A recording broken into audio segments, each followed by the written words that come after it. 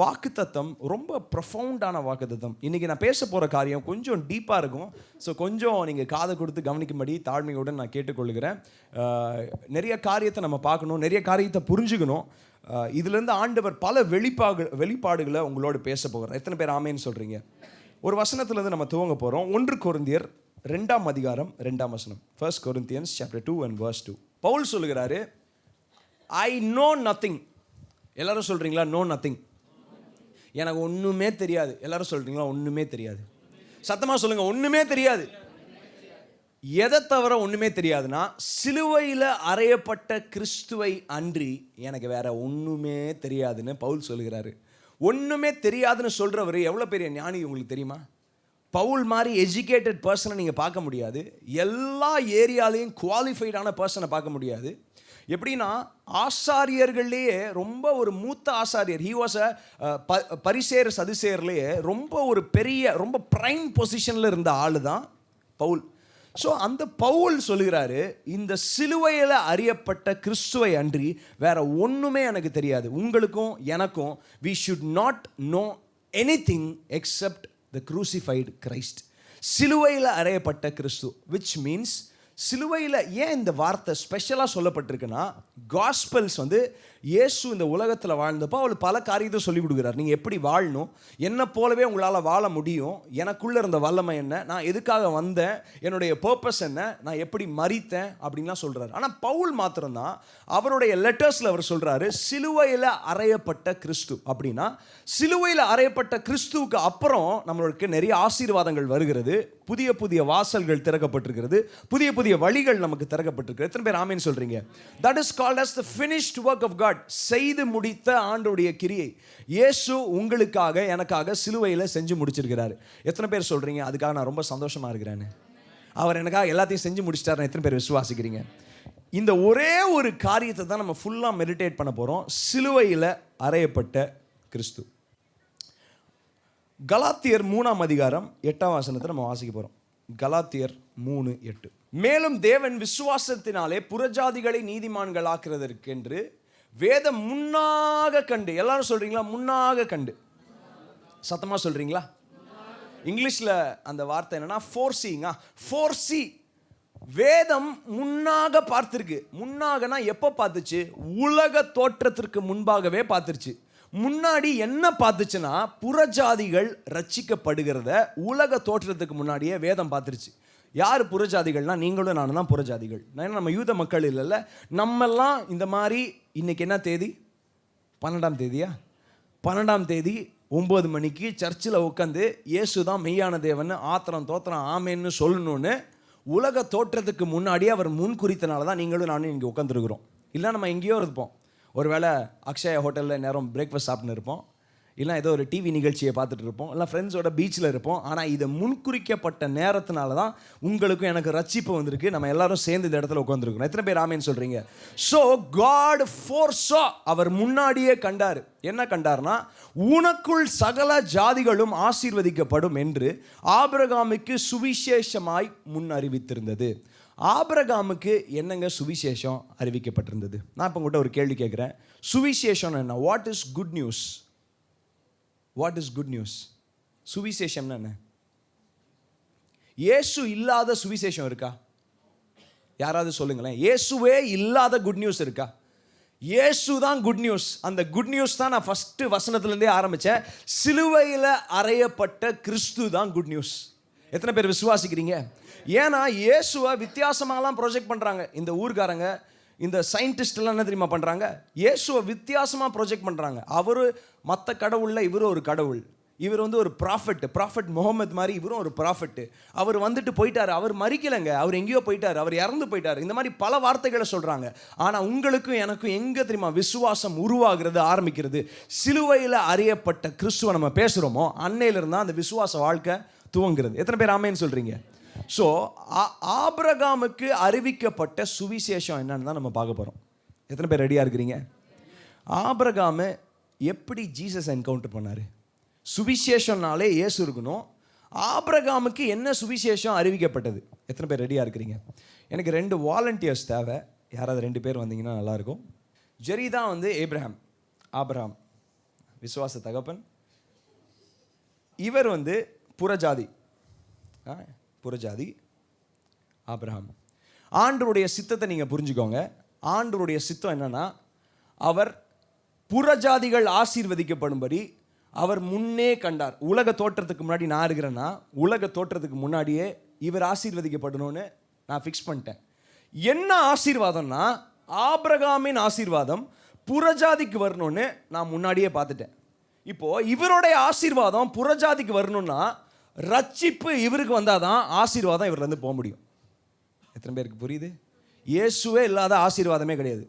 So God foresaw in his knowledge one day the Gentiles will be blessed through the blessings of Abraham. எப்படி ஆசீர்வதிக்கப்படுவார்? ஆபிரகாமோட ஆசீர்வாதம் எப்படி புறஜாதிகளுக்கு வரும் அப்படின்னு பார்த்தீங்கன்னா, நடுவில் சிலுவைங்கிற ஒரு ஃபேக்டர் வந்தே ஆகணும். கரெக்டாக? சிலுவைங்கிற ஃபேக்டர் ஒன்று இல்லாமல் ஆபிரகாமோடைய ஆசீர்வாதம் புறஜாதிகளுக்கு வர முடியாது. எத்தனை பேர் இது வரைக்கும் புரிஞ்சுக்கிறீங்க? ஆபிரகாமுக்கு என்ன சுவிசேஷம் அறிவிக்கப்பட்டது? இங்கே இருங்க. ஆபிரகாமுக்கு என்ன சுவிசேஷம் அறிவிக்கப்பட்டது? எப்படி இந்த சுவிசேஷம் போய் சேர்ந்தது அப்படின்னு தான் பார்க்க போகிறோம். அதுக்கு முன்னாடி கலாத்தியர் 3:18 நம்ம வாசிக்க போகிறோம். கலாத்தியர் 3:18. இப்போது ஆபிரகாமுக்கு ஆண்டவர் எப்படி இந்த சுதந்திரத்தையும், இந்த ப்ராமிஸ், எல்லாரும் சொல்கிறீங்களா ப்ராமிஸ்?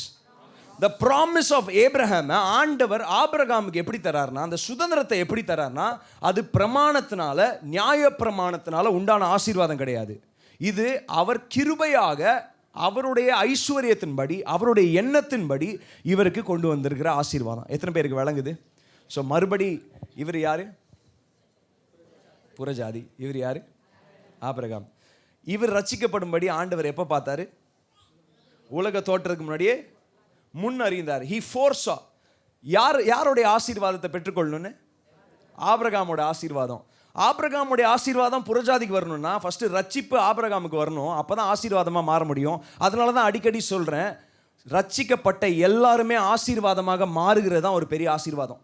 கிறிஸ்து உங்களுக்குள்ளே வந்தால் you will become a blessing. ஏன்னா கிறிஸ்து வந்தால் தான் நீங்கள் ஆசீர்வாதமாக மாற முடியும். ஆபிரகாம் ஆசீர்வாதமாக மாறணும்னா கிறிஸ்து வந்தாகணும். சந்ததியாக ஆபிரகாமுடைய நாமம் உலகம் எங்கும் பரவணும்னா இவருக்கு ஃபஸ்ட்டு இந்த ரட்சிப்பின் சுவிசேஷம் வந்திருக்கணும். ஸோ அதை தான் பார்த்து கொண்டிருக்கிறோம். இது எப்படி வந்துச்சு, இந்த வாக்குத்தத்தம் எப்படி வந்துச்சு அப்படின்னு பார்க்க போகிறோம். ஆதியாகமம் 22:8. இந்த கதை நமக்கு தெரியும். பலியிட போகிறாங்க ஈசாக்க பலியிட போனப்போ நெருப்பு இருந்தது, விறகு இருந்துச்சு, எல்லாமே இருந்துச்சு, கத்தி இருந்துச்சு. ஆனால் ஒரே ஒரு காரியம் மாத்திரம் இல்லை. எது இல்லைன்னு பார்த்தீங்கன்னா, ஆட்டுக்குட்டி அங்கே இல்லை. உடனே ஈசாக்கு அப்பா பார்த்து கேட்குறாரு, எல்லாத்தையும் எடுத்துன்னு போகிறோமே, ஒரு கழுதையில் நம்ம சுமந்துட்டு போகிறோம், மேலே போய் ஆண்டவரை பலி செலுத்த போகிறோம், ஆனால் அந்த ஆடு இல்லாமல் எப்படி பலி செலுத்த முடியும்? ஃபஸ்ட்டு அமைதியாக இருந்தார். அப்புறம் ஆபிரகாம் ஈசாக்கை பார்த்து சொல்கிறாரு, ஆட்டுக்குட்டியை பார்த்து கொள்வார். எல்லாரும் சொல்கிறீங்களா? பார்த்து கொள்வார். சத்தமாக சொல்லுங்கள், பார்த்து கொள்வார். ஆக்சுவலாக ஆம்பிளிஃபைட் பைபிளில் தான் சூப்பரான டிரான்ஸ்லேஷன் இருக்குது. God will provide for himself. இதில் கூட சூப்பராக இருக்குது. God will provide himself a lamb. அப்படின்னா ஆண்டவர் தருவார்னு சொல்லலை, ஆண்டவரே அவரையே தருவார். எத்தனை பேருக்கு நான் சொல்கிறது புரியுது? ஆண்டவர் ஒரு ஆட்டுக்குட்டியை தரப்போகிறது இல்லைங்க, ஆண்டவர் அவரையே ஒரு ஆட்டுக்குட்டியை போல அவர் தருவார். அதான் வெளிப்படுத்தல் புத்தகத்தில் வாசிக்கிறோம், உலக தோற்றத்திற்கு முன்பாகவே அவர் அடிக்கப்பட்ட ஆட்டுக்குட்டி. வெளிப்படுத்தல் புத்தகத்தில் அடிக்கடி யூஸ் பண்ணுகிற வார்த்தை அடிக்கப்பட்ட ஆட்டுக்குட்டி. இங்கே ஒரு ஆடு இல்லை. அதனால தான் சுவிசேஷம் இப்போ யாருக்கு பிரசங்கம் பண்ணப்பட்டிருக்கணும்? ஆபிரகாமுக்கு பிரசங்கம் பண்ணப்பட்டாதான் புறஜாதிகளுக்கு ஆசீர்வாதம் வரும். இப்போ சுவிசேஷத்தின் டைம் வந்துருச்சு. ஆபிரகாமுக்கு ஆட்டுக்கு வெயிட் பண்ணுறாரு, ஆடு அங்கே காணோம். இப்போது ஆபிரகாமுக்கு அந்த ரெவலேஷன் வருது. ஆட்டுக்கு என்ன பண்ணுறதுன்னு ஈசா கேட்டோன்னே, ஆண்டவர் பார்த்து கொள்வார்னு மாத்திரம் சொல்லலை, ஆண்டவர் அவரவே ஒரு ஆடாக தருவார் அப்படின்னு. He will give himself a lamb அப்படின்னு சொல்கிறாரு. எத்தனை பேருக்கு நான் சொல்கிறது புரியுது? அவரையே தருவார். அது வரைக்கும் என்ன பண்ணாங்கன்னா, வருஷந்தோறும் ஒரு ஆட்டை வெட்டி அந்த ரத்தத்தை சிந்தி ஒரு வருஷத்துக்கு மாத்திரம்தான் அவங்களுடைய பாவ நிவர்த்திக்கு அவங்க பலி செலுத்துவாங்க. Just for 1 year. ஒரு வருஷம் முடிஞ்சதுக்கப்புறம் இன்னொரு ஆடை வெட்டணும், இன்னொரு ஆடை வெட்டி அந்த ரத்தத்தை சிந்தணும். This was a continuous process. It is called as a day of atonement. அந்த டே ஆஃப் அட்டோன்மெண்ட்னு சொல்கிற அன்னைக்கு ஒவ்வொரு தடவை ஆட்டை வெட்டி ரத்தத்தை சிந்தி, it is a bloody process. ஒருவேளை மட்டன் கடைக்கெல்லாம் போயிருந்தீங்கன்னா, மட்டன் கடை நல்லா அரோமேட்டிக்காக இருக்குமா? பார்காஸ் அந்த பர்ஃப்யூம் கடைக்கு போகிற மாதிரி இருக்கும்னு நினைக்கிறீங்களா? No, it will be a very bloody thing. தேவாலயம் அப்போ எப்படி இருந்திருக்கும்னு நான் விசுவாசிக்கிறேன்னா ரொம்ப பிளடி ஸ்மெல்லியாக இருந்திருக்கும். ஆமாவா இல்லைங்களா? ஏன்னா ரத்தம் அங்கே தெளிக்கப்படணும். ரத்தம் வச்சிருக்கிறது மாத்திரம் இல்லை, அங்கே எடுத்து தெளிக்கணும். தெளித்து அந்த இடத்த க்ளீன் பண்ணி ரத்தத்தை தெளித்து அந்த இடத்த க்ளீன் பண்ணி ரத்தத்தை தெளித்தா அந்த இடத்துலேருந்து நல்ல ஸ்மெல் வராது, ஒரு மாதிரி தான் இருக்கும். இதை தான் வருஷந்தோறும் அவங்க பண்ணிகிட்டு இருந்தாங்க. ஆனால் ஆண்டவர் இப்போது ஆனந்த தைலத்தின் அபிஷேகத்தால் நம்மளை நிரப்பியிருக்கிறாரு. A sweet aroma of Jesus கிரைஸ்ட்னால நம்மளை நிரப்பியிருக்கிறாரு. எத்தனை பேர் விசுவாசிக்கிறீங்க? ஸோ இந்த இடத்துல ஆபிரகாம் சொல்கிற வார்த்தையை பாருங்கள். ஆண்டவர் பார்த்துப்பாருப்பா, நீ அதை பற்றிலாம் கவலைப்படாத, ஆண்டவர் ஒரு ஆட்டை அவரே அவருக்கு தருவார் அப்படின்னு சொல்லிடுறாரு. ஒரு வசனத்தை வாசிக்க போகிறோம். யோவான் 8:46 56 வாசிங்க. சாரி 46 சொல்லிட்டேன். யூத மக்களுக்கெல்லாம் என்ன தெரியுமா பெருமை? எங்கள் டேடி ஆபிரகாம், எங்கள் டேடி, எங்கள் விசுவாச தந்தை ஆபிரகாம். இயேசு சொல்கிறார், ரொம்ப விசுவாசம் சொல்கிறியே, ஆனால் உங்கள் டேடி ஆபிரகாமே எதுக்கு தெரியுமா காத்திருந்தாரு? என்னுடைய நாளை காண ஆசையாக இருந்தான். Abraham was waiting for one day. என்ன ஒன் டேன்னு பார்த்தீங்கன்னா அவருடைய நாளை பார்க்கணும். யாரோட நாளை? இயேசுவின் நாளை பார்க்க ஆவலோடு காத்திருந்தார். ஸோ ஆபிரகாமுக்கு தெரிஞ்சிருந்துச்சு, ஆண்டுடைய சத்தத்தை கேட்டுட்டேன், ஆண்டுடைய உடன்படிக்கை வந்துருச்சு, விசுவாச தகப்பனாக மாறிட்டேன், ஆண்டவனுடைய கவர்னன்ட் பண்ணிட்டாரு, எப்படி வானத்தின் நட்சத்திரங்களை போல உன்னுடைய சந்ததியை பெருக பண்ணுவேன். இதெல்லாம் பண்ணது உண்மைதான். ஆனால் நான் ஆசீர்வாதமாக மாறணும்னா எனக்கு குட் நியூஸ் வந்தாகணும், எனக்கு இயேசுவை நான் பார்த்தாகணும், இயேசுனுடைய ரத்தத்தை நான் அனுபவிச்சாகணும்னா இந்த ஹோல் சீனே நடக்குது. ஈசாக்க பலியிட கொண்டு போகிறாங்க, அங்கே ஒரு ரத்தம் சிந்தப்படுகிறதுக்கு முன்னாடி அவர் சொல்கிறார், ஆண்டவர் பார்த்து பாருப்பா அப்படின்னு சொல்கிறேன். எத்தனை பேருக்கு இது வரைக்கும் விளங்குது? ஸோ புறஜாதிகள் ஆசீர்வதிக்கப்படுகிறத முன்னாடியே கண்டு அவர் சொல்லுகிறார், நான் முன்னாடியே பார்த்துட்டேன், Emmanuel ரட்சிக்கப்பட்டிருக்கணும், Isaac ரட்சிக்கப்பட்டிருக்கணும்னு.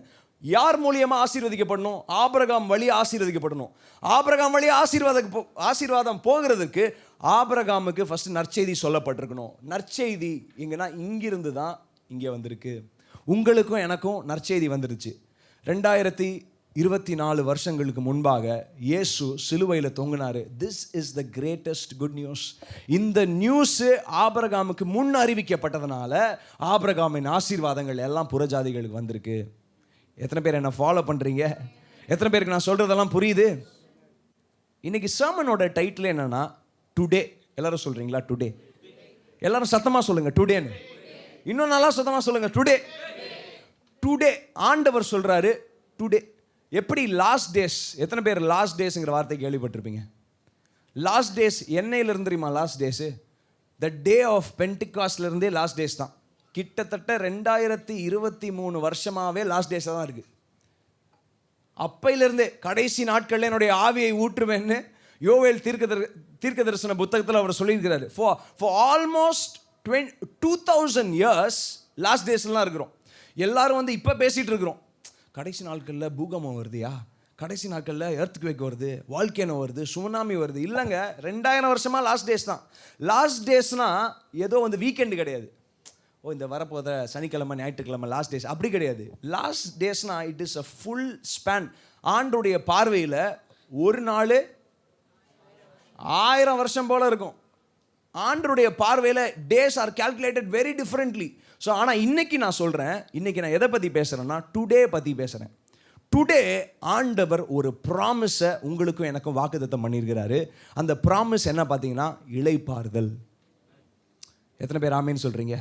So today's sermon is today God's rest. இன்றைக்கே ஆண்டவருடைய இளைப்பாறுதல் அப்படிங்கிற வார்த்தையை உங்கள் மேலே பேசுகிறேன். ஹல்லேலூயா. இந்த ரெஸ்ட்டுங்கிற வார்த்தை நிறைய பேருக்கு புரிய மாட்டேங்குது. ரெஸ்ட்டுங்கிற வார்த்தை என்ன நினைக்கிறோம்? 10 மணிக்கு எழுந்திரிச்சு காஃபி குடிச்சிட்டு தூங்காமல் அப்படியே சில் பண்ணிவிட்டு அப்படியே ஃபோனை நோண்டிட்டு ஈவினிங் அப்படியே பீச்சில் வாக் போயிட்டு வர்றது ரெஸ்ட்டுன்னு நினைக்கிறோம். அது பேர் ரெஸ்ட்டு கிடையாது, அது பேர் சோம்பேறித்தனம். ரெண்டுத்துக்கும் பெரிய வித்தியாசம் இருக்குது. ஆண்டவர் தருகிற இளைப்பாறுதல் என்ன தெரியுமா? எவ்வளோ பெரிய காற்றடித்தாலும் எவ்வளோ பெரிய மழை வந்தாலும் ஜீசஸ் போட்டில் தூங்கிட்டு இருந்தார் பார்த்தீங்களா, அதுதான் இளைப்பாறுதல். எப்போ தூங்குறீங்கன்னு தான் உங்கள் இளைப்பாறுதலுடைய ஸ்டாண்டர்டை நீங்கள் புரிஞ்சிக்க முடியும். வீடே இடிஞ்சு உழுகிற டைமில் நீங்கள் தூங்குறீங்களா? அப்போ ரெஸ்ட் எடுத்து பாருங்களேன். ப்ரோ டயர்டாக இருக்கிறேன், கொஞ்ச நேரம் தூங்கிட்டு வரேன். இப்போ ஒன்றும் இல்லை, கேஸ் எல்லாம் ஓப்பன் பண்ணி விட்டீங்க, அது பற்றி எரியுது, அப்போ உங்களால் தூங்க முடியுமா? இல்லை. இப்போது அந்த கலிஃபோர்னியாவில் ஒரு ஃபயர் வருது, அந்த டைமில் வீட்டில் படுத்து யாராவது தூங்கிட்டு இருப்பாங்களா? சான்ஸே இல்லை. எல்லாரும் ஓடு இங்கே அங்கே ஓடு, உயிர் தப்புனா போதுன்னு ஓடுறாங்க. ஆமாவா இல்லைங்களா? ஸோ அந்த நேரத்தில் நீங்கள் இளைப்பாற முடியுமா? இளைப்பாறுகிறதுனா வெறும் ஃபிசிக்கல் ரெஸ்ட் கிடையாது, உங்கள் மனசில் வச்சிருக்கிற ஒரு மென்டாலிட்டி தான் இளைப்பாறுதல். எத்தனை பேர் ஆமேன்னு சொல்கிறீங்க? இளைப்பாறுதல் என்னன்னா அபைடிங் இன் த லார்ட் தான் இளைப்பாறுதல். கர்த்தருக்குள்ள மறைந்திருக்கிறது, கர்த்தருக்குள்ள நிலைத்திருக்கிறது தான் இளைப்பாறுதல். என்னன்னா அவர் எனக்கு எல்லாத்தையும் செய்து முடிப்பார்ப்பா, அவர் எனக்கு நன்மையான காரியங்களை செய்து முடிப்பார் என்கின்ற விசுவாசத்தில் நிற்கிறது தான் இளைப்பாறுதல். இன்னைக்கு நான் உங்களுக்கு ஒரு வாக்குத்தத்தத்தை சொல்கிறேன். இந்த புதிய வருஷம் ஆரம்பிச்சிருக்கு. It is just the second Sunday. God's rest for you will come today. இன்றைக்கே. எத்தனை பேர் விசுவாசிக்கிறீங்க?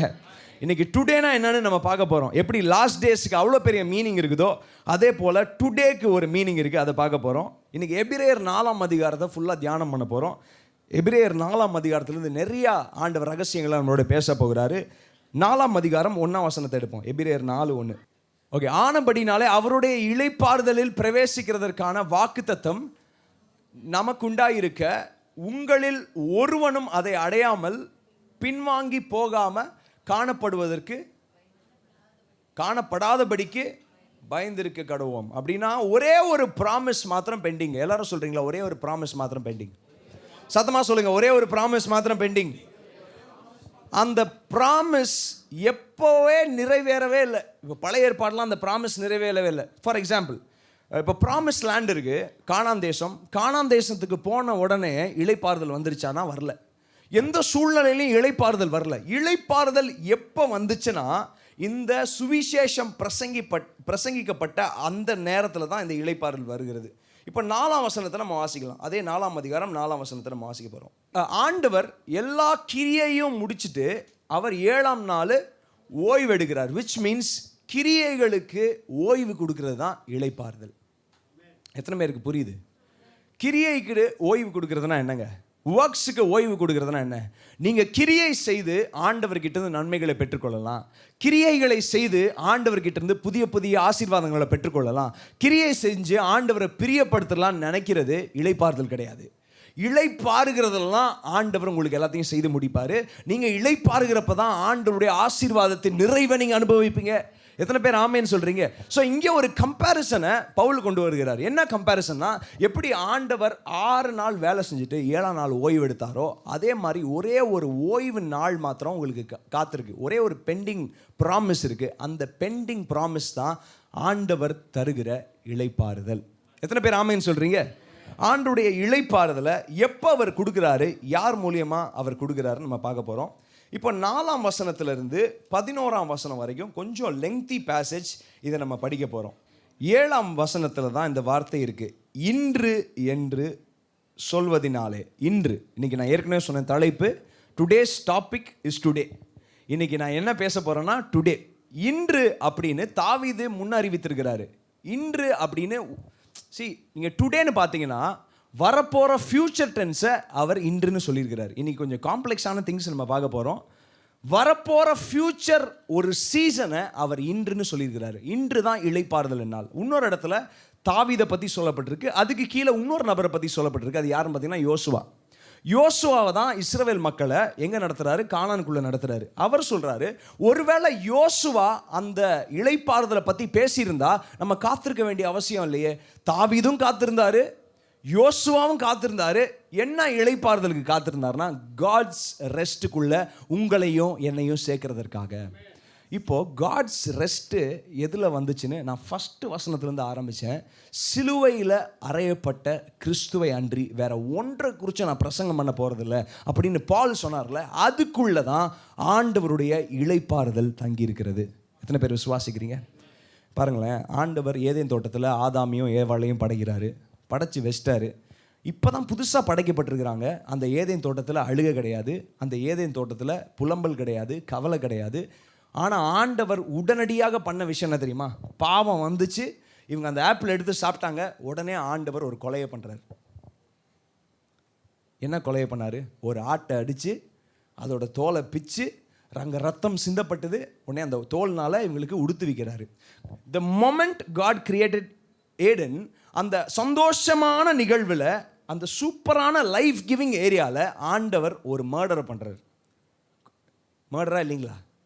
ஒரு ஆட்டை அடித்து அதோட ஸ்கின்னை அவர் கொடுக்குறாரு. அங்கேயிலேருந்தே ஸ்டார்ட் பண்ணிட்டாரு.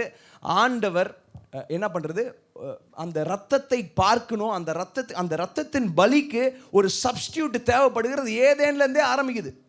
அது மாத்திரம் இல்லாமல் பழைய ஏற்பாட்டில் ஒரு வசனம் இருக்குது, he kills and he gives லைஃப்னு இருக்கும். ஆண்டவர் கொல்லுகிறவருமாக இருக்கிறாரு, ஜீவனை தருகிறவருமாக இருக்கிறாரு. எப்படிங்க ஆண்டவர் கொல்லுவார்? யாராவது சொல்லுங்களேன், ஹவு கேன் காட் கில்? இப்போ கூட அந்த வசனத்தை பிடிச்சிட்டு தான் இந்த கலிஃபோர்னியா இதெல்லாம் வந்து நிறைய பேர் கூட பேசுவாங்க. ஆண்டவர் கொல்லுகிறவராக இருக்கிறனால தான் இவ்வளோ அழிவு வருகிறது, இவ்வளோ பிரச்சனைகள் வருகிறது, ஏன்னா ஆண்டவர் கொல்லுகிறவராக இருக்கிறாரு அப்படின்னு. Does God kill? ஆண்டவர் கொல்லுகிற தேவனா? நீங்கள் ஆண்டவரை நல்லா புரிஞ்சுக்கிட்டோம்னு நினச்சிங்கன்னா ரெண்டு ஆண்டுடைய கரத்தை நீங்கள் புரிஞ்சுக்கணும். 2 கரம் என்னென்னு பார்த்தீங்கன்னா, ஒன்று அன்பு, இன்னொன்று ஆண்டவருடைய ஜஸ்டிஸ், நீதி. ஒன்று அன்பு, ஆண்டவருடைய நீதி. ஆண்டவர் அன்பாகவே இருக்கிறாரு, அவர் முழுவதும் அன்பினால் நிரப்பப்பட்டு அன்பில் நடத்தப்படுகிறவராக இருக்கிறாரு. ஆனால் இன்னொரு சைடு ஆண்டவருடைய நீதியை அவர் செய்து தான் ஆகணும். இந்த நீதி எப்படி பழைய ஏற்பாட்டில் ஆண்டவர் செய்தார்னா, பலியின் வழியாக தான் நீதி செஞ்சார். ஏன்னா மக்கள் பாவம் பண்ணாங்க, பாவத்துக்கு பரிகாரம் கொடுக்க வேண்டியது இருந்துச்சு. அவருடைய நீதி நிறைய டைம் கில்லிங் வழியாக வருது. எத்தனை பேருக்கு நான் சொல்கிறது புரியுது? இப்போது செங்கடலை 2 ஓப்பன் ஆச்சு, எகிப்தியர்கள்லாம் வந்தாங்க. எகிப்தியர்கள்லாம் மூடினது சாத்தானா ஆண்டவரா? யாருங்க எகிப்தியர்லாம் காலி பண்ணது? வாதைகளை அனுப்புனது ஆண்டவரா சாத்தானா? வேற ஜெசபேலை காலி பண்ணது ஆண்டவரா சாத்தானா? ஆகாப் ராஜாவை காலி பண்ணது ஆண்டவரா சாத்தானா? மேலேருந்து ஒருத்தர் பட்டயத்தில் இறங்கி வந்து சீனாய் மலைக்கு அடியில் எல்லாத்தையும் வெட்டி சாய்ச்சது ஆண்டவரா சாத்தானா? ஆண்டவர் எல்லாத்தையும் காலி பண்ணுறாரு. ஏன்னா ஆண்டவர் நீதி செய்கிறவர். ஆண்டவர் இன்னும் ரெஸ்ட் எடுக்கலைங்க.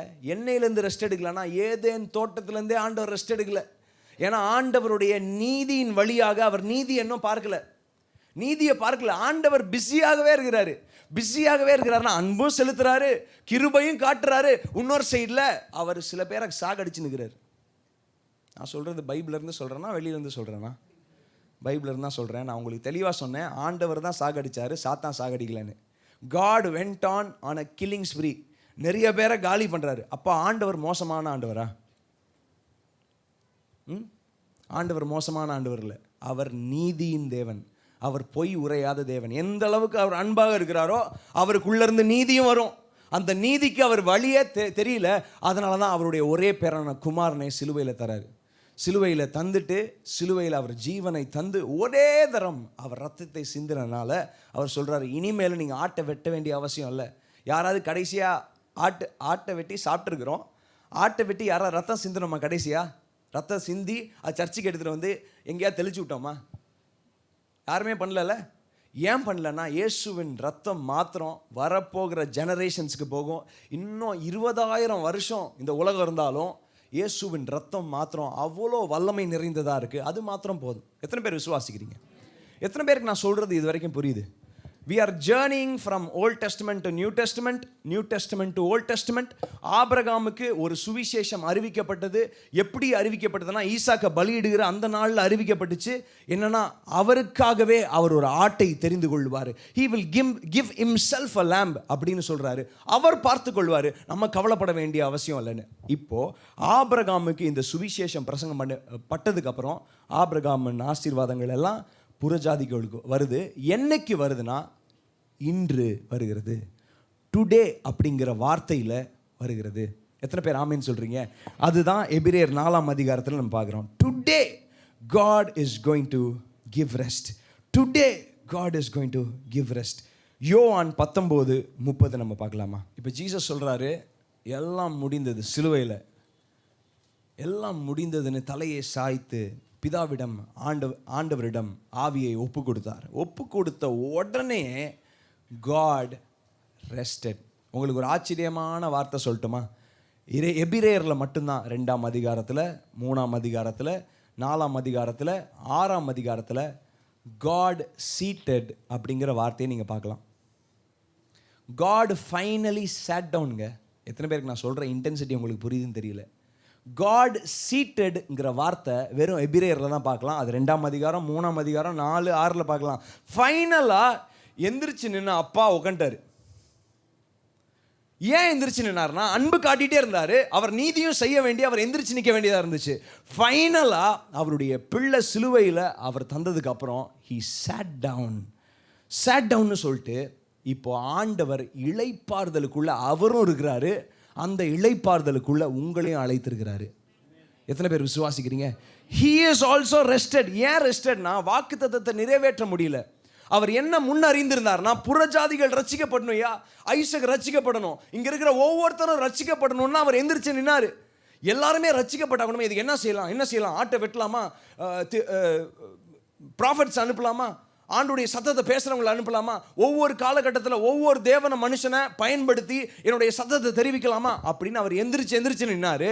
இயேசுவை சிலுவையில் கொடுத்ததுக்கு அப்புறம் அவர் எந்திரிச்சு நிற்கல, ஆண்டவர் உட்கார்ந்தார். he seated. எங்கே உட்காந்துருக்கிறார்னா, பரலோகத்தில் உட்காந்துருக்கிறாரு. அவருடைய வலது பார்சத்தில் இயேசு கிறிஸ்து இப்போ உட்காந்துருக்கிறாரு. Both of them are seated right now. உட்காந்து என்ன பண்ணுறாங்கன்னு நினைக்கிறீங்க? அவங்க ஆளுகை செய்கிறாங்க. எதை ஆளுகை செய்கிறாங்கன்னா, உங்களுடைய வாழ்க்கையை, என்னுடைய வாழ்க்கையை அவங்க ஆளுகை செய்கிறாங்க. அதனால தான் கலாத்தியரில் வாசிக்கிறோம், ஆபிரகாமின் ஆசீர்வாதங்கள் எல்லாம் இயேசு கிறிஸ்துவின் வழியாக புறஜாதிகளுக்கு வந்திருக்கிறது. இப்போ ஆபிரகாமுடைய ஆசீர்வாதம் புறஜாதிகளுக்கு வரணும்னா குட் நியூஸ் ஆபிரகாமுக்கு வந்திருக்கணும். இந்த குட் நியூஸ் இயேசுவினால தகப்பனாகி ஆபிரகாம் கண்டனால தான் இந்த ஆசீர்வாதம் புறஜாதிகளுக்கு வந்திருக்கிறது. எத்தனை பேர் விசுவாசிக்கிறீங்க? இந்த ரெண்டு ஆர்ச்சிக்கு நடுவில் ஒரு பெரிய செவுரு இருந்துச்சு. அந்த செவுரு பேர் தான் நியாயப்பிரமாணம், லா. இந்த நியாயப்பிரமாணம் என்ன தெரியுமா சொல்லும்? Awareness to sin. பாவம் செய்கிறதுக்கு பலனாக இருக்கும். It is the power to sin. பாவம் செய்கிறதுக்கு பலனாக இருக்கும். நியாயப்பிரமாணத்து வழியாக சாபம் வந்தது, வியாதி வந்தது, பிரச்சனை வந்தது, கில்ட் வந்துச்சு. யாராவது கில்ட் இல்லாமல் ஆண்டுடைய பிரசன்னத்துக்கு வந்திருக்கிறீங்களா? சில பேர் ஈவன் ப்ரீச் பண்ணுறாங்க, கில்ட் இஸ் அ குட் திங்னு. No, guilt is a bad thing. Conviction is a good thing. ஆண்டவர் உங்களை சுற்றி காட்டி, பாவத்தை சுற்றி காட்டி, அந்த பாவத்திலிருந்து வெளியே வாங்க கன்விக்ட் பண்ணுறாரு. That is a good thing. ஆனால் நான் பாவின்னு அந்த பாவ மனசு, அந்த மனப்பான்மையிலே இருந்தீங்கன்னா that is a very very bad thing. இது எல்லாம் தான் நியாயப்பிரமாணம் செஞ்சிச்சு.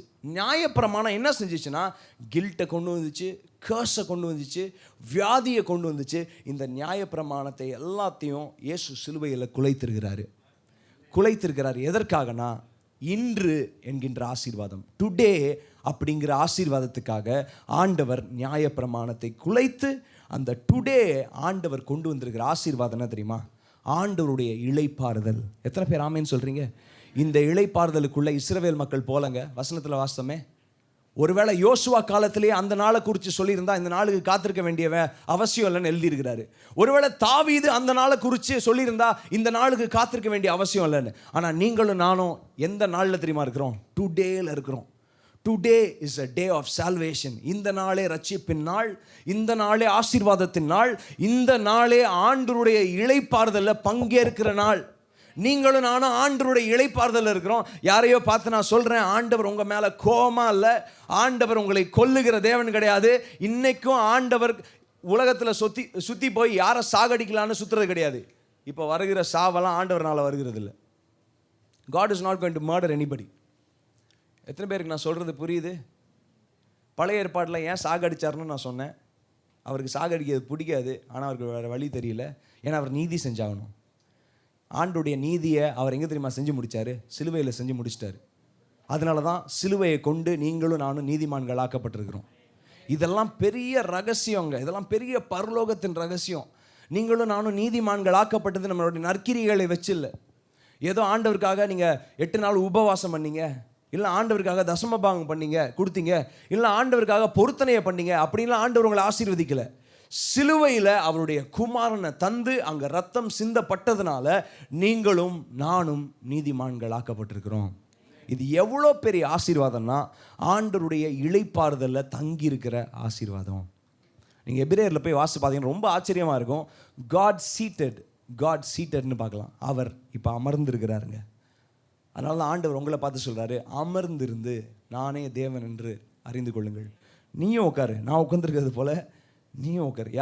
யாரையோ ஆண்டவர் பார்த்து சொல்கிறாரு, ரொம்ப துள்ளாத தம்பி, ரொம்ப துள்ளாத தங்கச்சி, எதுக்குமே ரொம்ப துள்ள வேணாம், ஊழியம் செய்கிறதுக்கும் துள்ளாத, ஆண்டவர் உன்னை கொண்டு பெரிய அற்புதங்களை செய்வார், உன்னை கொண்டு ஆச்சரியமான செய்வார்.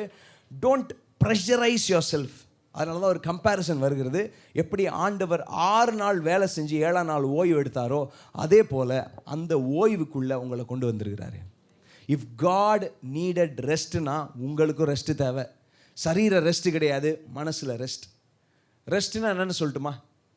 ரெஸ்ட் வந்து உங்களுக்கு ஒரு மோசமான செய்தி வருது. இந்த மாதம் உங்களுக்கு இன்கம் வராது, இந்த மாதம் உங்கள் பேங்க் அக்கௌண்ட்டில் உங்கள் இன்கம்மை நாங்கள் போட மாட்டோம் அப்படின்னு மோசமான செய்தி வருது. அந்த செய்தி கேட்டுட்டும் நீங்கள் சந்தோஷமாக இருக்க முடிஞ்சால் நீங்கள் ரெஸ்ட்டில் இருக்கிறீங்க. இல்லைனா ஒரு பேடான நியூஸ் வருது, உங்களுடைய ஜிமெயில் அக்கௌண்ட்டை ஹேக் பண்ணிட்டாங்க, இதுக்கப்புறம் ரெட்ரீவ் பண்ண முடியாது. அந்த நேரத்தில் யாருனால சந்தோஷமாக இருக்க முடியும்? யாருனால சமாதானத்தில் இருக்க முடியும்? யாருனாலும் இருக்க முடியாதுல்ல. எல்லோரும் என்ன சொல்லுவாங்க? நானும் மனுஷன் தானே. நான் அடிக்கடி சொல்கிற ஒரு வார்த்தை, டோன்ட் எவர் சே நானும் ஒரு மனுஷன் தானே. அது தப்பி தவறி கூட சொல்லிடாதீங்க. நானும் ஒரு மனுஷன் தானேன்னு யாருமே சொல்லாதீங்க. நீங்கள் மனுஷன் கிடையாது, நீங்கள் நீதிமான், ஆண்டுடைய பிள்ளைகளாக இருக்கிறீங்க, ஆண்டுடைய பிரதிநிதியாக அந்த உலகத்தில் இருக்கிறீங்க. எத்தனை பேர் ஆமேன்னு சொல்கிறீங்க? எத்தனை பேர் இன்னைக்கு இந்த சர்மனை என்னோட ஃபாலோ பண்ணிட்டு வரீங்க? இதோட சென்டர் எதுன்னு பார்த்தீங்கன்னா, சிலுவையில் அறையப்பட்ட கிறிஸ்து. அது பழைய ஏற்பாட்டில் ரகசியமாக இருந்துச்சு, புதிய ஏற்பாட்டில் உங்களுக்கும் எனக்கும் ஆண்டவர் வெளிப்படுத்தியிருக்கிறாரு. இந்த சிலுவையில் அறியப்பட்ட கிறிஸ்துவை நீங்கள் எப்படி நினைவு கூறலாம்னா, கம்யூனியன் வழியாக நீங்கள் நினைவு கூர்ந்து கொண்டே இருக்கலாம். அதனால தான் அனுதினமும் ஆதி சபையில் அவங்க அப்பம் பிட்டாங்க. நம்ம வந்து நமக்கு இருக்கிற கன்வீனியன்ஸ் ப்ராப்ளம்னால நம்ம மாதத்துக்கு ஒரு தடவை நம்ம பண்ணுறோம், ஆமாவா இல்லைங்களா? அது ஈஸியாக ஆக்சசிபிள் பண்ண முடியல. ஆனால் நான் விசுவாசிக்கிறேன், நம்ம அடுத்த இடத்துக்கு போகிறப்போ வாரம் வாரம் கம்யூனியன் நம்ம வைக்க போகிறோம். எத்தனை பேர் ஆமேன்னு சொல்கிறீங்க? Yes, we are going to have communion every week. and உங்களுடைய வீடுகள்லையும் நீங்கள் டெய்லி கம்யூனியன் எடுக்கணும்னு we just encourage you. ஏன்னா ஆதி சபையில் ஒவ்வொரு நாளும் அப்பம் பிட்டாங்க. நிறைய பேர் இது சொன்னோன்னே நிறைய பேருக்கு பிடிக்கவே இல்லை. எப்படி வீட்டிலலாம் கம்யூனியன் எடுக்க முடியும்? வந்துச்சு பாருங்கள் கோவிட்னு. யார் யார் அகேன்ஸ்டாக இருந்தாங்களோ வீட்டிலலாம். அப்புறம் பார்த்தாங்க கோவிட் டைமில் இந்த லைவ் ப்ராட்காஸ்டிங் ரொம்ப ஃபேமஸ் ஆச்சு. என் ஃப்ரெண்டு வந்து இந்த மியூசிக் இன்ஸ்ட்ருமெண்ட் செல்லிங்கில் இருக்கிறாரு. அவர் சொன்னார், அவர் சொல்கிறத ஞாபகம் வருது, கோவிட் டைமில் எதுங்க அதிகமாக வித்துச்சுன்னு பார்த்தீங்கன்னா அந்த ஆட்டம், பிளாக் மேஜிக் ஆட்டம். இது என்ன பண்ணுன்னா லைவ் ஸ்ட்ரீமிங். சில பேர் சொன்னாங்க ஃபேஸ்புக் அது சத்துரு வச்சுருக்கிறான், இன்ஸ்டாகிராம் சத்துரு வச்சுருக்கிறான், யூடியூப் சத்துரு வச்சுருக்காங்க. அடுத்த நிமிஷம் போயிட்டாங்க, ஒரு வேளை ஆண்டவர் தான் வச்சுருப்பாரோ அப்படின்னு வந்துட்டாங்க.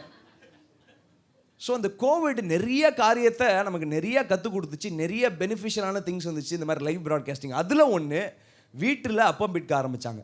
ஃபஸ்ட்டு அது எப்படி நீங்கள் வந்து சைடு வழியாக வாங்கிட்டு போயிடணும் அப்படின்லாம் சொன்னாங்க. அதுக்கப்புறம் சரி நீங்கள் வீட்டிலேயே ஏதாவது அப்போ நான் கம்யூனியன் பண்ணுவேன், நான் வீடியோவில் வந்து பார்ப்பேன், நீங்கள் எல்லோரும் வந்து சேரில் போட்டு உட்காந்துட்டு நான் பிட்கிறப்ப நீங்கள் அப்படியே பிட்டு சாப்பிடுங்க. அதுக்கப்புறம் சொல்லிட்டாங்க சரி நான் பார்க்க வேணாம், நீங்களே அப்படியே கம்யூனியனில் பார்ட்டிசிபேட் பண்ணிக்கோங்கன்னு. எத்தனை பேர் நான் சொல்கிறதெல்லாம் ஞாபகம் வருது? கோவிட் டைம் இதெல்லாம் பரிதாபங்கள் ஞாபகம் வருதா? ஸோ இதுதான் வந்து நடந்துச்சு. குட் திங்ஸ், இது வந்து பேட் திங் இல்லைன்னா. ஆனால் ஆதி சபையில் அனுதினமும் வீடுகளில் அவங்க அப்பம் பிட்டாங்க. எத்தனை பேர் விசுவாசிக்கிறீங்க? அந்த ப்ராமிசஸை தான் ஆண்டவர் உங்களுக்கும் எனக்கும் இன்றைக்கு அவர் தந்திருக்கிறாரு. Today is a day of God's rest. அவர் இளைப்பாறுதலுக்குள்ளே உங்களுக்கு வச்சிருக்கிறாரு. இன்னொரு இடத்துல ஒரு வசனம் இருக்குது, வருத்தப்பட்டு பாரம் சுமக்கிறவர்களே நீங்கள் எல்லாரும் என்ன இடத்துல வாங்க, நான் உங்களுக்கு என்ன தரேன்? இளைப்பாறுதல் தரேன். இளைப்பாறுதல் தருகிறதுனா என்ன?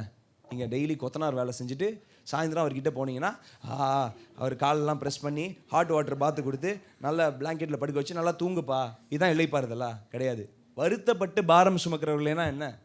உங்கள் நெஞ்சில் ஒரு பாரத்தை வச்சுன்னுக்கிறீங்களே, என் பையன் வாழ்க்கை என்ன ஆகும், என் எதிர்காலம் என்ன ஆகும், என் ஊழியம் என்ன ஆகும், என் சேவிங்ஸ் என்ன ஆகும், நான் ஷேர் மார்க்கெட்டில் போட்டிருக்கிற காசு ஒருவேளை பேங்க்கே இழுத்து மூடிட்டு போயிட்டாங்கன்னா, அந்த ஷேர் மார்க்கெட் போட்டிருக்கிற கம்பெனியே மூடிட்டாங்கன்னா ஒரு பாரம் இருக்குல்ல. அவங்களெல்லாம் ஆண்டவர் கூப்பிட்றாரு, தம்பி வா வாமா, என்ன பிரச்சனை, பாரமா, என்கிட்ட கொடு, நான் உனக்கு என்ன ரிட்டர்னில் தரேன்? இளைப்பாறுதலை தரேன். இந்த இளைப்பாறுதலை எப்போ தெரியுமா கொடுத்தாரு? சிலுவையில் அறையப்பட்ட கிறிஸ்துவை நமக்குள்ளே கொண்டு வந்தோடனே தாவீதுக்கு மறைக்கப்பட்ட இளைப்பாறுதல், யோசுவாவுக்கு மறைக்கப்பட்ட இளைப்பாறுதல், இஸ்ரவேல் மக்கள் கானானுகளுக்குள்ள கிடைக்காத இளைப்பாறுதலை புறஜாதிகளாக இருக்கிற உங்களுக்கும் எனக்கும் ஆண்டவருடைய பிளான் பாருங்க. ஆபிரகாமோட ஆசீர்வாதத்தை நமக்கு கொடுக்கணும்னு ஒரு இடத்துல இயேசு சொல்கிறாரு, நாயினூர் விதவைங்கிற மகன் இறந்து போயிடுறான். ஸோ ப்ரொசஷனில் அந்த மகனை கொண்டு வராங்க. ஒரு அம்மா ஓடி வரா இயேசுக்கிட்ட ஓடி வந்து, என் பையன் மரித்து போயிட்டான், நாங்கள் அடக்கம் பண்ண போகிறோம், எதையாவது பண்ணுங்க. அப்போ ஆண்டவர் சொல்கிறது, பிள்ளைகளுக்கு கொடுக்க வேண்டிய அப்பத்தை நான் எப்படி நாய்களுக்கு கொடுப்பேன்னு இயேசு சொல்கிறாரு. விச் மீன்ஸ் பிள்ளைகள்னு யாரை சொல்கிறாரு? இஸ்ரவேல் மக்களை சொல்கிறாரு. நாய்கள்னு யாரை சொல்கிறாரு? புறஜாதிகள்னு சொல்கிறாரு. அவர் கேவலமாக சொல்லலை, ஆனால் என் ப்ரையாரிட்டி இஸ்ரவேல் மக்கள்னு சொல்கிறாரு. நம்மளை எங்கே இருந்தோம் பார்த்தீங்களா? ஆனால் ஆண்டவர் முன்பாக கண்டு, ஹி ஃபோர்ஸா, முன்னாடியே பார்த்துட்டாரு. ஐசகை தூக்கிடணுயா, உங்கள் பேரை நீங்கள் சொல்லுங்கள், உங்களை தூக்கிடணுன்னு உலக தோற்றத்துக்கு முன்னாடியே அவர் யோசிச்சார். எப்படி தூக்குறது? ஆபிரகாம்னு ஒரு கேரக்டர் உள்ளே கொண்டு வா. இவன் வழியாக தான் தேசம் முழுவதும் ஆசீர்வதிக்கப்பட்டிருக்கும், இவன் வழியாக தான் சந்ததி முழுவதும் ஆசீர்வதிக்கப்பட்டிருக்கும். ஆசீர்வதிக்கப்படணும்னா குட் நியூஸ் வந்திருக்கணுமே. இயேசுவனுக்கு வந்தால் தானே இவன் ஆசீர்வாதமாக மாற முடியும். அவர் சொல்கிறாரு. அதனால் என்ன பண்ணலாம்? ஒரு பிக்சரை கொண்டு வராரு. மோரியா மலையில் இவன் ஏறி போய் ஐசாக்கை வெட்டுற மாதிரி வெட்டணும், உடனே பலி எங்கன்னு தேடணும், அப்போ ஒரு வெளிப்பாடை தருவார், ஆண்டவர் பார்த்து கொள்வார் அப்படின்னு. ஆண்டவர் பார்த்து கொள்வாருங்கிற வெளிப்பாடு வந்த உடனே இயேசு சொல்கிறார்ல, உன் தகப்பனாகிய ஆபிரகாம் என்னாலை கண்டு. He saw the day of Jesus. இயேசுவை அந்த மலையில் ஆபிரகாம் பார்த்ததுனால இவர் ஆசீர்வாதமாக மாறுறது யாரோட சித்தம்? தகப்பனுடைய சித்தம். அது வரைக்கும் நின்றுட்டு இருந்தவர், அது வரைக்கும் எல்லாரையும் காலி பண்ணவர், அது வரைக்கும் ஆண்டவர் வெட்டி சாய்ச்சவர். அவர் சொல்கிறாரு, எனக்கு வெட்டி சாக்க பிடிக்கலப்பா, ஆனால் நான் நீதி பண்ணி ஆகணும். ஆனால் இப்போ என்னுடைய ஜட்ஜ்மெண்ட் எல்லாம் என் மகன் மேலே வந்ததுனால, என் நீதி எல்லாம், என் கோபாக்கினி எல்லாம் அவர் மேலே வந்ததுனால, என்னுடைய இரக்கமும் என்னுடைய அன்பும் என்னுடைய நிறைவு மாத்திரம் உங்களுக்கு வரும். ஆனால் ஒரே ஒரு ஸ்பெஷல் பிளெஸ்ஸிங் இருக்குது. அந்த பிளெஸ்ஸிங் பேர், என்னுடைய இளைப்பாறுதலுக்குள்ளே நீங்கள் வாங்க, come in to my rest, என்னுடைய இளைப்பாறுதலுக்குள்ளே வாங்கன்னு ஆண்டவர் அந்த நாளுக்காக வெயிட் பண்ணார். அந்த நாளில் தான் நீங்களும் நானும் இருக்கிறோம். எத்தனை பேர் ஆமேன்னு சொல்கிறீங்க? அந்த நாளுக்குள்ளே தான் ஆண்டவர் உங்களையும் என்னையும் வச்சிருக்கிறாரு. எத்தனை பேர் விசுவாசிக்கிறீங்க? நான் சொல்கிறேன், இதுக்கப்புறம் புத்தி கெட்டாத தேவனுடைய சமாதானம் மாத்திரம் இல்லை, ஆண்டுடைய இளைப்பாறுதலில் செயல்படுகிற கிருபையும் ஆண்டவர் இங்கே இருக்கிற ஒவ்வொருத்தருக்கும் ஆண்டவர் தரப்போகிறாரு. எத்தனை பேர் ஆமேன்னு சொல்கிறீங்க? எத்தனை பேர் விசுவாசிக்கிறீங்க? அதனால் ரோமர் 8:1 வாசிக்கலாமா? ரோமர் 8:1. ஆக்கினை தீர்ப்பே கிடையாது. யாருக்கு ஆக்கினை தீர்ப்பு இல்லைன்னா, ஆவின்படி நடக்கிறவர்கள், கிறிஸ்து இயேசுக்கு உட்பட்டவர்கள். இப்போ ரெஸ்ட் வந்து 2 விதமாக எடுக்கலாம். ஆண்டவருக்குள்ள இளைப்பாறுதலாம், ஆண்டவருக்கு வெளியில் இளைப்பாறலாம். வெயிட்டிங் 2 விதமாக பண்ணலாம். ஆண்டவருக்குள்ள காத்திருக்கலாம், ஆண்டவருக்கு வெளியில் காத்திருக்கலாம். ஆசீர்வாதம் 2 விதமாக வரும். கிறிஸ்துவுக்குள்ள ஆசீர்வாதம் வரும், கிறிஸ்துவுக்கு வெளியில் கூட அவங்களுக்கு ஆசீர்வாதம் வரும். இந்த 2த்துக்கும் வித்தியாசம் நீங்கள் புரிஞ்சுக்கணும். கிறிஸ்துவுக்குள்ளே காத்திருந்தா தான் நீங்கள் கழுகு போல பறப்பீங்க. கிறிஸ்துவுக்கு வெளியே காத்திருந்தீங்கன்னா வயசாகி அப்படியே காத்துட்டே இருப்பீங்க. நான் பஸ் வரவே இல்லை. கிறிஸ்துவுக்கு வெளியே காத்திருக்கிறது. கிறிஸ்துவுக்குள்ளே காத்திருந்தா நீங்கள் காத்திருக்கிறப்போயே உங்களுக்கு ரக்கம் அளிக்கும். கழுகுகளை போல செட்டைகளை அடித்து உயர எழும்பி பறப்பார்கள். அவங்க ஓடினாலும் இளைப்படையார்கள், நடந்தாலும் சோர்ந்து போக மாட்டார்கள். எத்தனை பேர் விசுவாசிக்கிறீங்க? இதுதான் கிறிஸ்துவுக்குள்ளே காத்திருக்கிறது. ஆண்டவர் உங்களுக்கு வச்சிருக்கிற ப்ராமிஸ், ரெஸ்ட் இன் காட். எப்படி அவர் ரெஸ்ட் எடுத்தாரோ அதே மாதிரி உங்களை ரெஸ்ட்டுக்குள்ளே வச்சிருக்கிறாரு. அந்த ரெஸ்ட் எப்படின்னா, உங்களுடைய ஆவியில் எப்பொழுதுமே இளைப்பாறுதலாக இருக்கிறது. சாத்தான் சொல்லுவான், இளைப்பாறலாம் பண்ணாதப்பா, டோன்ட் ரெஸ்ட் தம்பி, ஓடு ஓடு, மேலையும் கீழே ஓடு, அப்போ தான் ஆண்டவரை பிரியப்படுத்த முடியும், ஆண்டவரை பிரியப்படுத்த முடியும். இல்லைங்க, ஆண்டவரை பிரியப்படுத்துகிறதுக்கு இளைப்பாறுதலை விட பெஸ்ட்டு வழி கிடையவே கிடையாது. எத்தனை பேர் ஆமேன்னு சொல்கிறீங்க? இங்கே பாருங்களேன், நற்கிரியை எப்போ தெரியுமா வருது? ரட்சிப்பிற்காக நற்கிரியை செய்கிறது இல்லை, ரட்சிக்கப்பட்டவர்கள் நற்கிரியை செய்யணும்னு வசனம் சொல்லியிருக்கிறது. நீங்கள் ரட்சிக்கப்பட்டிருக்கிறீங்க, ரட்சிக்கப்பட்டிருந்தா உங்களால் சும்மா இருக்க முடியாது, நீங்கள் நற்கிரியை செய்ய ஆரம்பிச்சிருவீங்க. ஆனால் நமக்கு என்ன போதிக்கப்பட்டுச்சுன்னா, நற்கிரியை செஞ்சால் தான் ரட்சிப்பு வரும்னு. அப்படி கிடையாது. ரட்சிப்பு வந்துருச்சு, இப்போ I have to do good works. எத்தனை பேர் விசுவாசிக்கிறீங்க? இந்த உலகத்தார்கள்லாம் சொல்லுவாங்க, பாவம் பண்ணிட்டியா, 100 பேருக்கு சாப்பாடு போடு, கடவுள் மன்னிச்சிடுவார். 100 கடா வெட்டு, உன் பாவம் மன்னிக்கப்பட்டிருக்கும். அப்படி கிடையாது. என் பாவம் மன்னிக்கப்பட்டதுனால நான் 100 பேருக்கு சாப்பாடு போடுவேன். என் பாவம் மன்னிக்கப்பட்டிருக்கிற நிச்சயம் இருக்கனால நான் பல குடும்பங்களை தாங்குவேன். எத்தனை பேருக்கு வித்தியாசம் புரியுது? இதுதான் இளைப்பாறுதலின் நாள், இதுதான் இளைப்பாறுதலின் வாழ்க்கை. எத்தனை பேர் விசுவாசிக்கிறீங்க? இந்த இளைப்பாறுதலின் வாழ்க்கையில் இருக்கிற ஒவ்வொருத்தருக்கும் ஆண்டவர் என்ன வாக்குத்தத்தம் பண்ணியிருக்கிறார்னா, நியாயப்பிரமாணத்தின் சாபத்தை உங்களுக்கு நீங்களாக்கியிருக்கிறாரு. நியாயப்பிரமாணம் ஒரு பெரிய சுமங்க. நியாயப்பிரமாணம் ஒரு பெரிய பாரம். அந்த பாரத்தை தான் இஸ்ரவேல் மக்கள் சுமந்து கொண்டிருந்தாங்க. என்ன பாரம்னா, நீ செஞ்சாதான் உன்னை ஆசீர்வதிப்பேன், நீ செய்யலைன்னா சாபம். இது சாதாரண சாபம் இல்லை, சந்ததி சந்ததியாக வருகிற சாபம் அவர்கள் மேலே வரும். ஆனால் இயேசு கிறிஸ்து எல்லா ஜெனரேஷனல் கர்ஸையும் ஜெனரேஷனல் சிக்னஸையும், நான் யாரையோ பார்த்து தீர்க்க தரிசனமாக சொல்கிறேன், ஒருவேளை உங்கள் அப்பாவுக்கு டயபெட்டிக் இருந்தால் உங்களுக்கு வராது. ஏன்னா சிலுவையில் அறையப்பட்ட கிறிஸ்துவுக்குள்ள இளைப்பாறுதலுக்குள்ளே நீங்கள் வைக்கப்பட்டிருக்கிறதுனால ஜெனரேஷனல் கர்சஸ் ஜெனரேஷனல் சிக்னஸ் உங்களுக்கு வராது. நிறைய பேர் சொல்லுவாங்க, நான் அப்பாவுக்கு 2 ஒய்ஃபா, இவனுக்கு 2 ஒய்ஃப் தான்பாங்க. பார்த்துக்கிறீங்களா? ஓ, நீங்கள் வந்து ரொம்ப அதிபரிசுத்தவான்களாக இருக்கிறீங்க.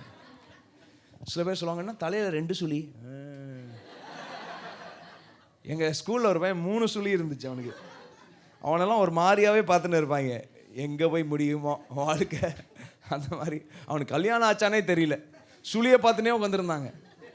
இதெல்லாம் ஜெனரேஷ்னலாக. அப்பா இப்படி இருந்தாரா, உடனே பையன் அப்படி தான் இருக்கணும். இப்போது நானும் பெட்டியும் டிவைன் பிறக்கிறப்ப நினைக்கிறேன். டிவைன் பிறக்கிறப்ப உள்ளே போனோடனே ஃபஸ்ட்டு கேள்வி, ஒரு நல்ல வார்த்தை கேட்டிருக்கலாம் அந்த நர்ஸு. எந்த ஊரில் பிறந்தீங்க, எத்தனை வயசில் கல்யாணம் ஆச்சு, ஏதாவது கேட்டிருக்கலாம். எந்த ஊர்லேருந்து வந்திருக்கிறீங்க, வீடு எங்கே இருக்குது, சரி உங்கள் அப்பா அம்மாவுக்கு ஏதாவது கேன்சர் இருந்துச்சு, இதுதான் கேள்வி. அவங்களுக்கு ஏதாவது டயபெட்டிக் இருந்துச்சு.